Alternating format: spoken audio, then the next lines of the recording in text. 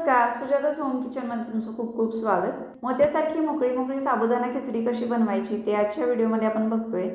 साबुदाणा भिजवताना त्यामध्ये पाणी जास्त झालं तर काय करायचं, किंवा साबुदाण्यामध्ये पाणी कमी पडलं, नीट भिजला नाही तर काय करायचं, यासाठी मी व्हिडिओच्या शेवटी टिप्स दिलेले आहेत.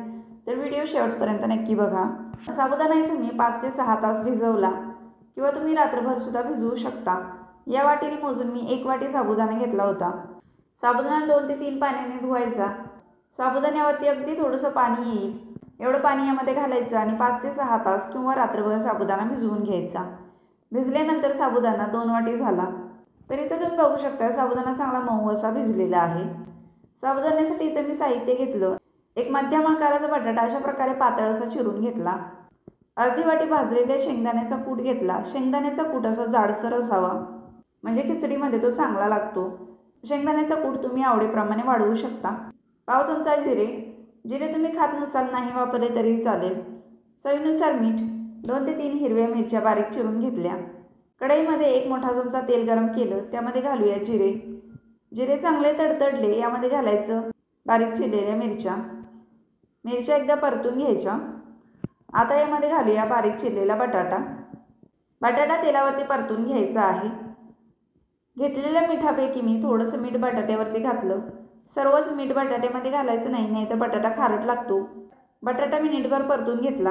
आता 2 ते 3 मिनिटं झाकण ठेवून बटाटा आपल्याला पूर्णपणे शिजवून घ्यायचा आहे. शिजवत असताना मध्ये एकदा हलवून घ्या, नाहीतर बटाटा कढईला चिकटतो.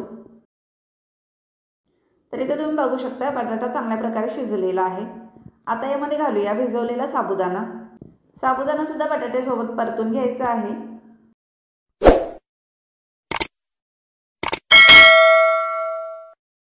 चवीनुसार मीठ घातलं. अर्धा चमचा साखर घातली. साखर घातल्यामुळे खिचडीची चव अजूनच वाढते. साबुदाणा परतून घ्यायचा. आता झाकण ठेवून 2 ते 3 मिनिटं वाफ काढून घ्यायची.